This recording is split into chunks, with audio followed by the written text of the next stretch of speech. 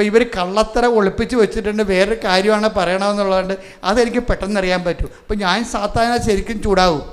അപ്പോൾ ഈ കുറേ നാളെ കൂടെ നടക്കുന്നവർ ചോദിക്കുവേ, സത്യം പറഞ്ഞ അച്ഛൻ ഈ മാതാവിനെ കണ്ടെങ്കിൽ പിന്നെ പാകപ്പെട്ട് സൗമ്യമായിട്ടൊക്കെ കിടക്കേണ്ടതല്ലേ? നമുക്ക് സൗമ്യമായിട്ട് നമ്മൾ ശാസിക്കേണ്ട സമയത്ത് ശാസിക്കണം. അല്ലെങ്കിൽ നിങ്ങളുടെ കുഞ്ഞുങ്ങൾ പോലും വഴിതെറ്റി വളഞ്ഞു പോകും. ശാസിക്കേണ്ട സമയത്ത് തെറ്റ് കാണുമ്പോൾ അത് ശാസിക്കണം.